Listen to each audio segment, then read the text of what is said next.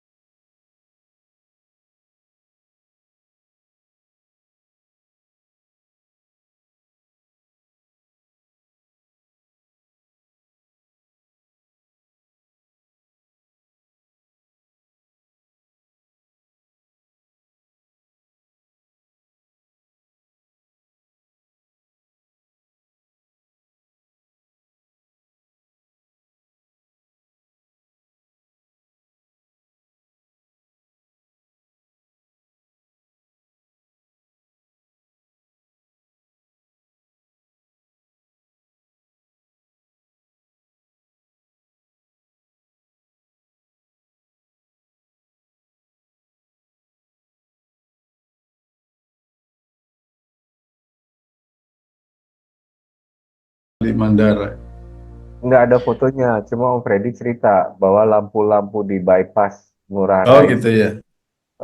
semuanya pakai solar Itu panel. malah saya yang cerita ya. Iya, Om Freddy. Mm-mm. Nah, nah, eh, saya bukan khawatir ya. Saya sering banget ngelihat gitu bahwa solar panel untuk kebutuhan listrik kan sebetulnya bagus nggak sih? Bagus kan sebetulnya, makanya sampai dibikin solar panel terbesar di Danau Cirata kalau nggak salah ya. Yang terbesar malah di Riau, di Kepulauan Riau, lebih besar lagi dari Ya, Cirata. lebih Itu besar lagi kan. belum jadi. Nah, berarti memang memang bagus dan Indonesia memungkinkan untuk itu karena Indonesia hampir eh, eh, 100% siang harinya itu dapat sinar matahari terus kan gitu. Tuh. Cuman yang sering terlihat adalah perawatannya atau maintenance-nya ya Om. Kita ambil contoh lah di jalan-jalan tol itu umumnya sudah menggunakan solar panel untuk lampu penerangan umumnya itu. Cuman banyak yang mati Oh karena gitu. memang perawatannya itu di Jogja juga banyak. Jogja pun saya lihat ada beberapa yang nggak jalan, ini kok mati ini gitu. Karena itu sudah pakai panel surya. Jadi mungkin maintenance-nya juga menjadi salah satu hal yang harus diimprove ya. Nah, itu baru lampu penerangan umum gitu. Gimana untuk charging mobil listrik? Kalau kita bicara infrastruktur, jadi maintenance-nya itu loh yang juga menjadi salah satu yang harus diperhatikan, harus direncanakan benar-benar gitu. Saya kepikir ya, mungkin ini salah satu faktor. Kalau kita ngalamin ya, pernah hidup atau pernah jalan ke luar negeri, kan kita jarang ada negara yang debunya sebanyak negara kita. Kan ke Thailand pun, Singapura apalagi kayak negara-negara yang bermusim dingin ya. Jadi masalahnya debu yang saya udah paling nggak di negara-negara Asia lah ya yang saya pilih, nggak ada negara yang debunya lebih banyak dari kita gitu. Nah, solar ini rentan sama debu menurut saya, jadi dia harus rajin dibersihin, dilap. Iya gitu. Kayak ada tangkap energinya, sinar mataharinya juga terganggu gitu, jadi mesti rajin Gitu. dilap. Jadi kembali kepada masalah maintenance, repairing dan lain sebagainya lah, yang masalah-masalah seperti itulah. Kita ambil contoh misalkan telepon umum di Indonesia zaman dulu ya Om ya, kita dulu masih ada telepon umum lah. Itu jarang yang berusia lama gitu. Kalau sekarang kita lihat lah, sekarang itu sudah tak ada telepon ya, bahkan boxnya mungkin sudah hilang gitu. Habis itu tempat sampah yang bagus-bagus juga hilang gitu. Ya. Saya pernah mendengar cerita seorang teman gitu. Kenapa nggak berhasil pakai solar panelnya gitu? Akinya diambilin Om. Akinya dimanfaatkan gitu oleh masyarakat di rumah gitu. Jadi Kayak di motor, jangan. Saya nggak tahu penggunaannya untuk apa, tapi itu terjadi gitu, bahwa ada fasilitas umum yang memang harus diperhatikan juga hal demikian gitu. Bayangin kalau misalkan secara masif kemudian kita bikin infrastruktur charging station untuk elektrik gitu. Dia harus di tempat-tempat khusus menurut saya gitu. Karena kalau di tempat umum banget, itu benar-benar bisa umum dan mungkin teman-teman yang lain bisa memanfaatkan itu sekali-sekali pindah ke rumah gitu. Balik lagi loh enforcement. Bahkan baut-baut segede abrek di jembatan Suramadu aja ada yang ngambil. Ya seperti itulah contohnya. Ya dia mungkin memanfaatkan, ini kayaknya di rumah bermanfaat gitu. Dia pakai itu di rumah gitu. Cuman kan itu kembali kepada masalah infrastruktur ini memang harus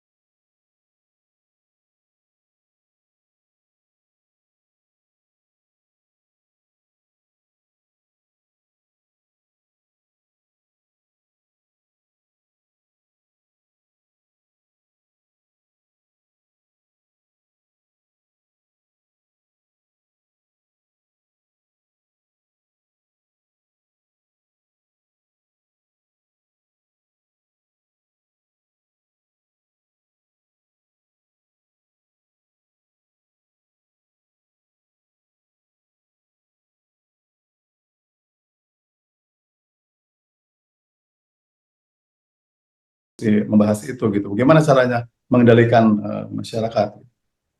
Kemudian juga mengenai butuh berapa orang untuk mengamankan itu.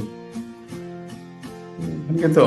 Makanya tidak heran kalau sekarang baru ada di tempat-tempat yang memang terjaga. Kayak di Citos ya terjaga karena ada satpamnya di situ gitu kan. Dan itu memang kemudian di tempat-tempat pemberhentian kan itu juga memang yang saya pernah lihat kayak di rest area tol dari Malang ke Jogja itu ada gitu. By the way, Om Syahrir kan minggu depan akan keluar kota. Jadi tayangan Sirkus Tommy saya udah janjian sih, memang dicanangkan untuk nanti dia balik dari luar kota nih. Jadi 2 minggu lagi. Nah, minggu depan kita bisa aja nih. Ada sequel Alam dan Manusia minggu depan. Nanti deh kita share Alam dan Manusianya. Gak banyak memang yang kita bahas, mungkin juga ini mungkin sudah kita bahas di tayangan-tayangan sebelumnya, tapi kembali ini kita sebisa mungkin memberikan kontribusi sekecil apapun juga untuk terus mengingatkan gitu ya, untuk terus memberikan informasi sebisa kita gitu. Dan kembali jangan pernah lelah gitu untuk terus mencintai diri kita sendiri, mencintai lingkungan kita, mencintai alam semesta. Boleh lelah lah kalau tayangan kita, boleh lelah. Sampai ketemu. Ya, sampai ketemu di tayangan berikutnya. Yo. Thank you. Bye. Bye.